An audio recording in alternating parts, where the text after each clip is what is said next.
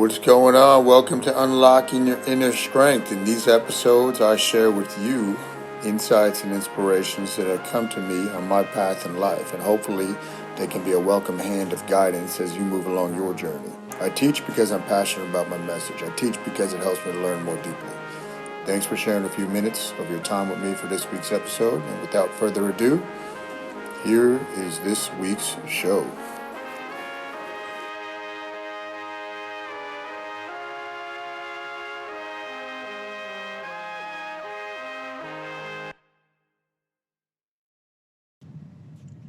What's up, everybody? It's been a minute since me and BK have done a podcast together. So today's a special edition, one to Unlocking Your Inner Strength. So BK, always a pleasure to have you, buddy. Hey, thanks for having me, man. Yeah, right to it. Yeah, man. So kind of catch everybody up, what's been going on out there. And then I got some quotes I want to discuss with you. I think they'll be good jumping off points for today's episode. So just catch everybody up, what's going on out there. I saw that you put out that video. That's probably like 3 weeks ago now. It's pretty cool, kind of calling out the government, but catch us up, man. Yeah, just, you know what? It needed to be done. There was a lot of talk within the gym. The mayor the governor, came out and said, everything's closed back down and the gyms were going to be affected as of a specific date. And I don't watch the news, so I didn't know nothing about this, and it was just all hearsay through members and my coaches. Hey, what are we gonna do? What are we gonna do? What are we gonna do? So I was just gonna make honestly, just like a video for my private Facebook group. Hey, this is it. And I was thinking, like, why the fuck would I go private? Like, I don't like tiptoeing. I just feel weird tiptoeing around behind something, like I'm doing something wrong or some shit, and I don't want that to be the perception. That, hey, hush, put some shit in the windows, like, let's black some shit out. Like, that's just, that energy comes back. I don't like that. So I just want to be upfront about it. And, hey, it is what it is, man. We stayed open. The whole point of that was about just being healthy. That's paramount. That should be the main focus is driving exercise and nutrition and mindset, and we're driving fear on the other side, and it's just it's not what I believe in, and it's not the energy that I want to take part in. So I just kind of I'm just standing on the shoulders of giants like New Well Strength and saying, you know what, fuck it, let's roll. Yeah, man, I was happy you did that. It's that's the problem, man. A lot of people try to do this, and I give the ones that are trying to open, not just gyms, credit, but again, if they're going to tiptoe around it, that kind of, in my opinion, defeats the purpose. Like, you have a right to run your business. This is not, and people got to remember, the governors work for us. We're not their little minions. We're not their, they're not dictators. They're elected by the people for the people. And when people realize that we're in charge, that flips the paradigm. And so I appreciate you stepping up like that and doing that. And I saw you had a lot of views, which is good, man, because people need to see that. There's people willing to stand up to that, man. And like you said, you did it. We did it back in May. Nothing bad happened. It's all positive energy. Yeah, it is positive energy. So I hope I don't bring daunting energy right now, but I'm sure we're not going to be talking about this the whole time, but it's like, all right, now what? Like, you I don't know, it seems weird. It's like a bully. All right, so like you're bullying, and then finally someone's like, what? All right, let's roll. Yeah. And then it's like, wait, all that shit, all that fear, all that, this is what needs to be done. I'm superior. You can't do this. You can do this, but you can't. Like, you're cool, you're not cool type shit. And then all of a sudden it's like, man, I've been bullied before, like, here we go. And then nothing, like, you don't even send nobody, like, wait, what's going on? I thought, I didn't get that. So I don't want to bring daunting energy, but this is for all those fucking bullies out there. You ain't shit. Somebody's always going to stand up to you and punch you in your mouth. Yeah. As soon as you get somebody, bullies don't like courage. They run away from it.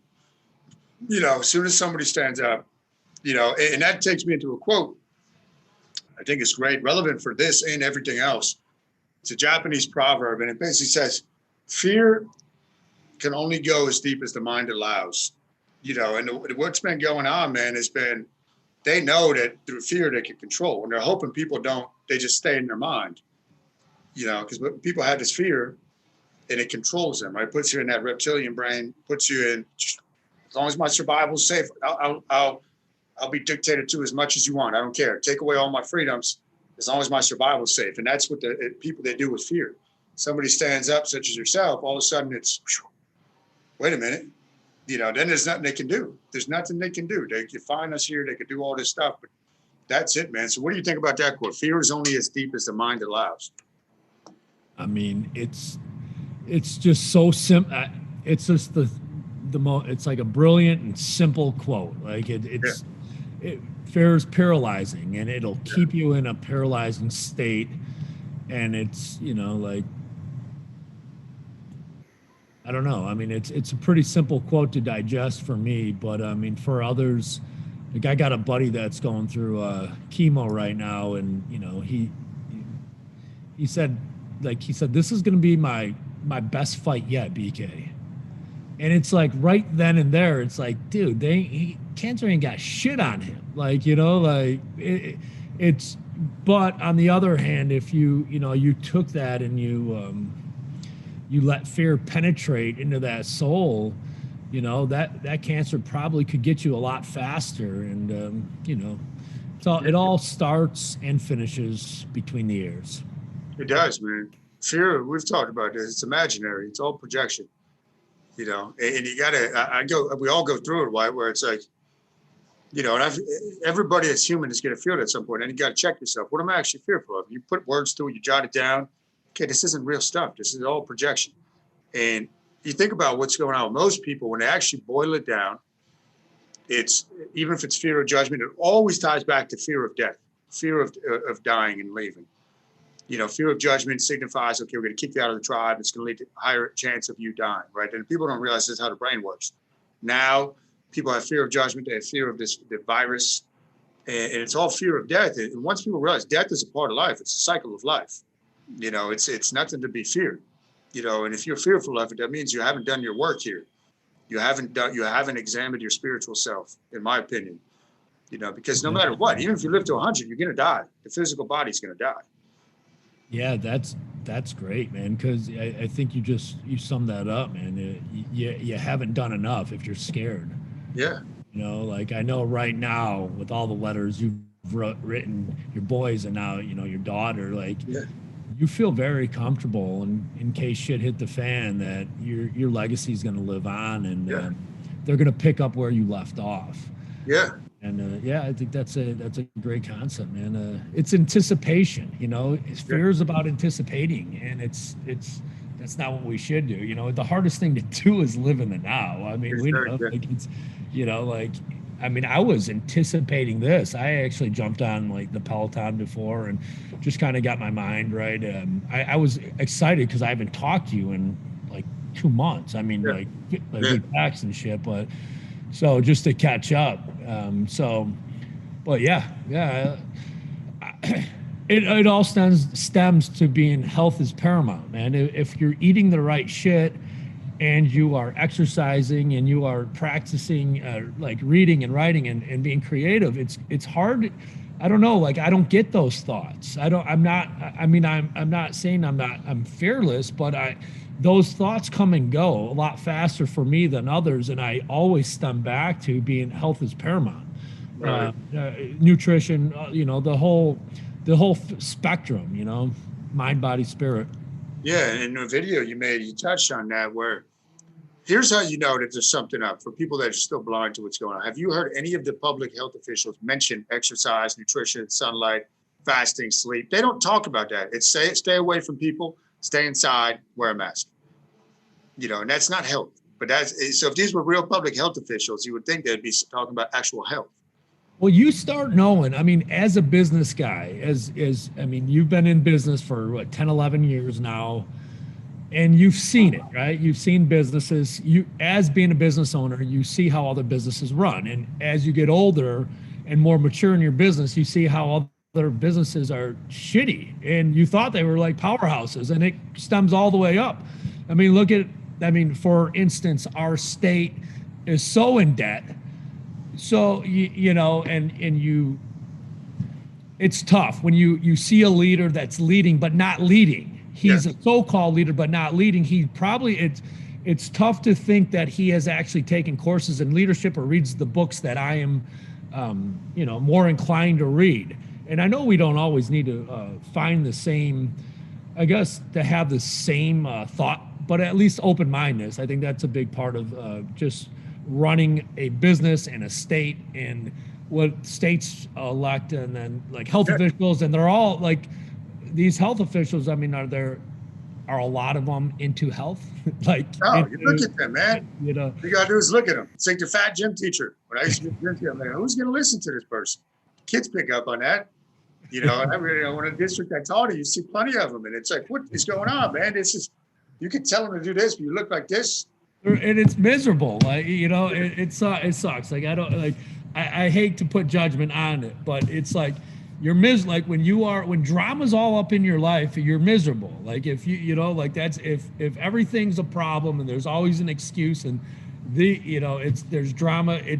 It's hard when you are working out and you have a clear mind and you are eating right and practicing being mindful. Like it's very tough to have those thoughts stay in your head. So Sure. when people talk about anxiety to me, and I know it's real. I mean, I don't know. I'm not a doctor, but I can't relate. I mean, I can relate. I could feel it for like a minute or two, and then it's like it's gone. It's like I'm on to the next thing. I'm busy. I'm, you know, like I'm bobbing, I'm weaving. I'm, you know, like I don't know, but I don't know. I'm just not going to fucking close down my doors. And now you start thinking about where all this money is going. We are so in debt, and where's all this money going? It's like you start thinking at the age, you know, like I just turned 40, and all of a sudden I woke up like, whoa, like our city isn't ran that well. You Right. know, like these officials that were elected aren't really that much higher than me on the hierarchy chain, and maybe they don't have the same, you know, Yeah. due processes that we do. Dude, it's you know, you can look at it. I mean, we talked about South Dakota. From what I follow, right? Basically, you have 50 governors controlling 330 million people. 50 versus, so think about that, right? And they rely on fear. And there's only two governors I can think of right now: DeSantis in Florida, and Noem, the lady in South Dakota. The two that they're kind of doing their own thing. They're not going along with this narrative, you know. So that's leadership. Everybody else, the people in New Jersey, the people out there, I follow what's going on in Illinois, they're minions. They're not even making the decisions. People are telling them what to do. And you can see that clear as day once you step out of the bubble. You see how these people aren't even making their decisions. Somebody's dictating to them, somebody higher up the food chain, and they're just doing it because they think that they know what's in the know, and they don't even realize they don't even really know what's going on. And they're, you know, it's like the kiss ass, right? They want to get to the next step. They want to be the next level up. And that's what's going on, man. It's, But wouldn't you? I mean, I know you would, right? I know you would, you know, but in perspective, if this isn't a question for you, but hypothetically, if you were in that sort of position, wouldn't you want to make a statement? Because, and I'm probably like this question is probably off right now, but I'm trying to frame it where it makes sense. But wouldn't you want to go almost not against, I guess, against the norm, where you actually are taking into consideration these, you know, X, Y, and Z, whatever it is that's going to be making your state or your schools or whatever you're kind of in, you know, in charge of better. And it seems like the people are more inclined for, hey, like, let's get back to normality and, you know, without fear. Like, I think a lot of people are kind of sick and tired of. oh, they are, but you need more people to stand up. So here's the answer for that. And I can tell you exactly what it is. I've read two books, one on psychopaths, one on sociopaths. I'm not saying, obviously, you can't say all of them, but a large majority of politicians are sociopaths. A large majority, as you go higher up the ranks, are actually classified as psychopaths. So they don't think like normal human beings. They're like they're there to prey on people. You look at, you know, the higher up you go, man. So basically, one in every 25 people that you come across is a sociopath. One in every 100 is a psychopath. But the sociopaths are very drawn into positions of power. very drawn into it. So they don't think like you and I think. They're not, most of them are not there to help people, despite what they say. And all you got to do is look at their actions speak louder than words, right? So that, I think that's the short answer to that, is that they're thinking on this other thing. Yeah. And to your point, I want to hit, before I forget, what you were talking about before. I just reread. It's a short little book. It's the Kabbalion. It's the 7 Laws of the Universe. And I read it in the summer, just reread it. So that's sinking in deeper. But one of the laws is the law of rhythm. And I've always believed it's kind of like a pendulum, right? So we're going to have highs and lows. Nobody's immune to that. Like you're saying, you're going to feel them. I'm going to feel them. But the thing is, let's say you're feeling really good over here. Now that pendulum's going to swing back. Now, when it comes back this way to the negative, or the lower states of emotion, most people get wrapped up and they get stuck there. Now, if you've been working on your brain a lot and throughout life, and you're, let's say, like a student of life, you develop the ability, when that comes back, you rise to the higher plane of your brain. So the pendulum still swings back, but it's as if you step above this wave that's coming in. It doesn't have nearly the same effect on you. And for normal people, that I call them normal, that haven't done the brain work, they think that's amazing. But it's a matter of working on this. So you step above it, kind of goes beneath your feet, and then swings back. So it really doesn't slow you down. That's exactly what you explained. Most people get swept up in that current, and it's like, takes them out to the sea, and it's this whole process where you feel it coming, boom, step up, come back over here. For sure. That's exactly what you explained. That's awesome. I love that. Student of life, man. That's great, dude. I mean, yeah, that's it, man. I'll give you one more quote, and then we'll hop on some fasting, whatever. I got a thing I want to pick your brain about with fasting. This is an Einstein quote. It kind of ties into what we said, and I just think it's good for people to hear this. Unthinking respect for authority is the greatest enemy of truth. Unthinking respect for authority is the greatest enemy of truth. And this really just means when you don't question what the narrative is. And that's what you're saying. Like you said, a lot of people just want to get back to normal. What is your gut telling you, people? Just listen to your gut. Something smells fishy, then it's fishy. That's Einstein. Unthinking respect for authority is the greatest enemy of truth. I think no matter what, you should question it. And just like you in your business, you want people on your team that are going to question you. Otherwise, if you just have yes men, yes woman, you don't want to be surrounded by people like that, right? Absolutely, man. I think, man, when I get a question, when I get somebody questioning what we're doing, I think it's like, especially anybody, I think it's great, because then they're actually comprehending what I'm putting out there, and they're trying to do the best of, they're asking about like expectations. They're trying to clarify. It's a form of clarity. And yeah, I love that. I think that's the best thing, and without getting defensive. And I think it makes you just that much of a better leader. Yeah, absolutely. 100%. The older I get and the more mature I'm getting with the business, the more I'm involved with talking to the members about what we are doing and what they think. And I think that's a beautiful concept, because we're almost like a private facility now. Well, we are. We're a private facility, and they know that they're paying dues, and their dues are going towards specific things, and in return they're getting this. And I think it's good to talk about that type of stuff. I think it's good to be very honest and say, hey, look, we don't want to get more people in here. We don't want to go to the rate of getting 20 people every month. What we want to do is we want to stay with who we have, recycle and, bring in 10 people on board every 7 weeks or whatever it is. And we're very honest with them. And the cost is this, and I think that's great. And then even with this whole thing that I made, the State of the Union was based on questions, a ton of questions. What are we going to do? You're not going to listen to them. You are going to listen to them. You're going to have Zoom. What do you, and it's like, all right, it's good to clarify. And then also for yourself, for clarity purposes, and it holds yourself accountable, especially if you do what you're going to say, if you do what you say. Yeah, that's it. Do what you said you would do, man. Interesting observation. I got to dive more into this with fasting. Due to the pan, I've been doing my normal routine. So Tuesdays is the morning where I'm in my second day of fast, my 48 every week, right? And I've been doing, Wim Hof. You familiar with Wim Hof, the Oh, Iceman? yeah. Yeah. Oh, yeah. I've been doing his, and I'm on week 8 of his program. Something I've been dabbling with for years, and finally this year I was like, I got to do it. I was kind of averse to the cold, but I said, I'm going to do it. But Tuesday mornings when I'm doing the breathing, by far, I can hold the breath sometimes 100% longer than the other days, not even close, like dramatically. And when I'm doing the breathing, I can get into such a state in my mind where the energy is just so much more positive. And that's in the second day of the fast. The other days, I cannot get into the same zone. And there's something there, man, whether it's the blood chemistry or there's just nothing in your system. And so I'm really tapping into the spiritual aspect of fasting. And I see why people would use this in religions throughout history to really tap into something greater than ourselves. For real, dude. For real. That's like, it's like, and you know, I'm gonna throw this out there. It's like motherfuckers that are microdosing LSD right now. Yeah.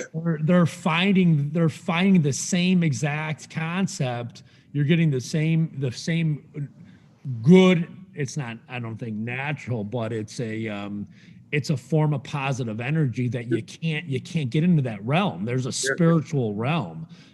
And that's the thing with, you know, when we talk about fasting, now you get me all fired up, is the paramount of health, right? Like, how can you connect with your mind and your body with no spirit inside? Yeah, man. How can you? I don't. You have to tap into some sort of spiritual realm to really know what your mind, like, what are your beliefs, not the beliefs of him. Or you take them all, and then what are yours? But you don't really ask yourself those questions if you're bloated and no, man, you're drugged up. You're fucking drugged up. You are drugged up. You're inflamed like a bastard. Your mind is not working correctly. In our point of view, you know, like if you know, like you want to be drugged up and stuff, that's cool. Like that's on you, but don't expect to get to the next level. Like you were talking about that paradigm, like don't expect to get to that next level. And I'm not saying you have to fast, but you have to be able to tap into what's controlling here and what's controlling there. Yeah. Like there's something in the middle there. Yeah. That's awesome, dude. That's a fucking dope shit. Yeah, I'm like, man, there's something in this, man. And it's, you know, we were texting last week. You were talking about the dead, you know, Jerry Garcia, talking about Ozzy. These far out thinkers, man. And the more I keep diving into this stuff, and that's a good thing. But as soon as you start piercing that veil and you start getting out of that bubble, and Devin would tell me all, and you got to open it. I'm sure Shane tells you this. As soon as people, and you don't do it for that reason, but as soon as people start thinking or telling you you're a little bit crazy or whatever, you're onto something because you've stepped out and now you've stepped into reality. Everybody else, like we said, are just drugged, and it's like, man, this dude's weird. He's talking about stuff that it's too far out. I can't deal with it. But then you know, okay, man, all right, I'm onto something, you know, because you're following your spirit, you know, and it's, you know, it's funny in a way, and you can't. Most people, as soon as if they do happen to tap into that, they can't take that judgment. Boom, snap back into line. I'm going too far. I'm getting too far down this path. Well, if you just keep going, man, who knows? Yeah, I don't know, man. It opens some fucking doors, dude. Oh, yeah. It's a if you can tap into that, it starts opening up some doors. And you know, like for me, I have to honestly, I force myself to get out of like a 48-hour because it becomes almost addictive. Yeah. Like I can, you know, like I will push the pace because I'm a challenge. I like the challenges of it, but I also I like fucking writing podcasts 2 hours on some shit and I don't veer off track. Amazing. I'm not looking at my fucking phone. I don't give a fuck about emails or people. I don't care. You could say like, this is my life. I'm going to live it how I want it. Well, do it. Show me. Really show me. Like, this is how we are running this. This is how I want my gym to run. Like, this is how, you know, like, this is truly it's a direct reflection of who you are. Yeah. The direct reflection of who you are. And the truth comes out when you start to fucking tap into spirituality, man. Like no other. Yeah. Yeah. It is, man. It's to me, it's the greatest form of wealth there is, you know. Really is, man. Living on your real. terms. You talk about a true rich man wants what he already has. Yeah. You know, you got some cool shit going on inside you. That's cool. That's awesome, man. I like that one. Yeah, it's it, True man. form of wealth. I think I told you. I got some questions I'll ask you off air too for some stuff I got planned. But and I'm open about this stuff. I think I told you, man. So early summer, me and my boy, I did my first experience with shrooms. Right, I always wanted to experiment with getting into this other realm, and it was that first experience.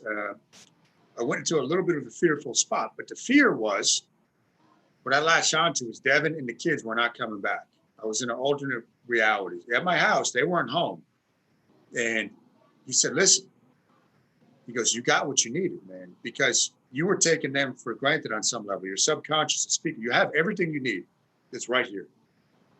It's right. And so when they came back, dude, it was a far out thing, man. But it was like, okay. And it's been different ever since. I'm like, I got everything I need. Richest man in the world. Bro, I am so fucking pumped that I jumped on this fucking call with you, man. Seriously, dude, it's crazy because yesterday, so the fasting formula came out, something I've been working on since July, right? And hiccups, and you deal with them all week. It's just what we do, right? There's hiccups.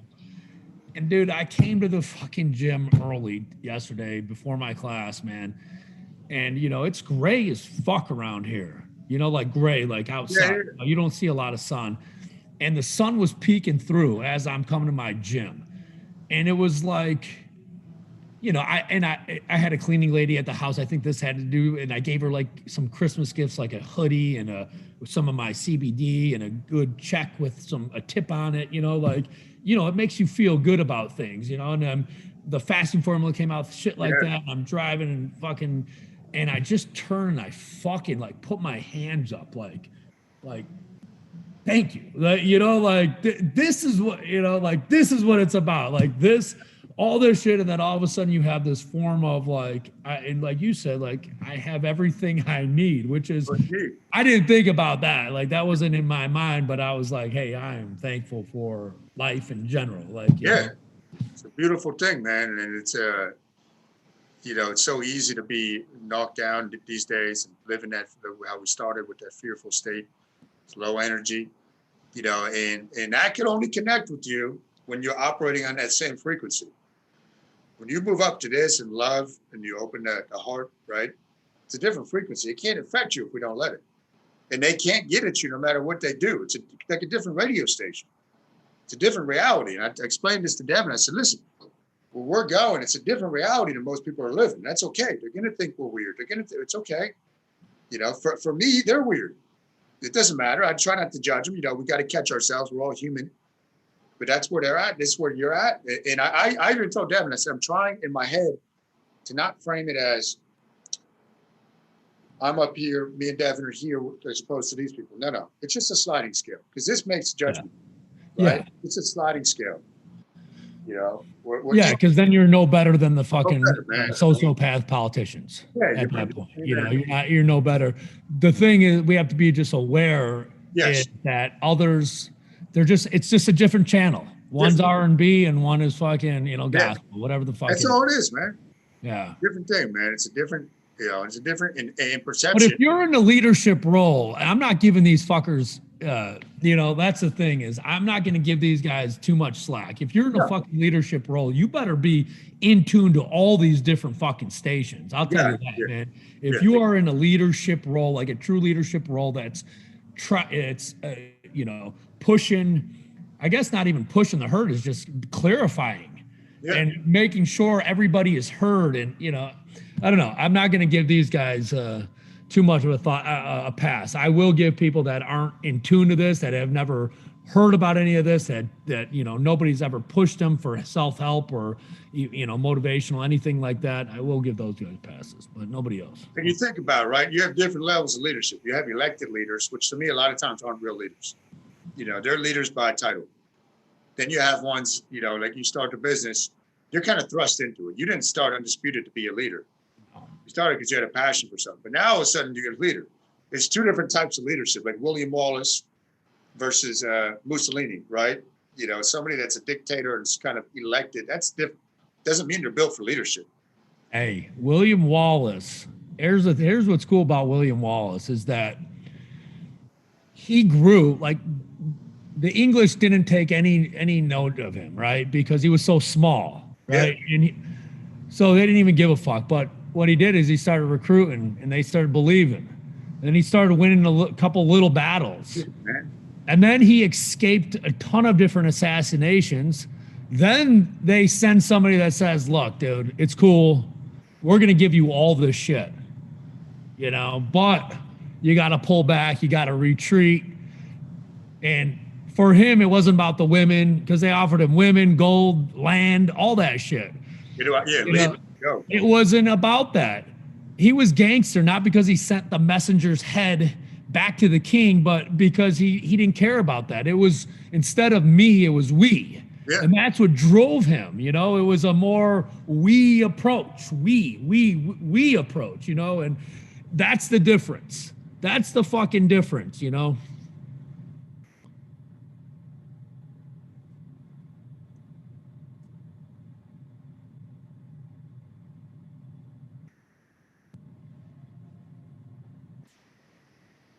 Lost you right there for a second, man.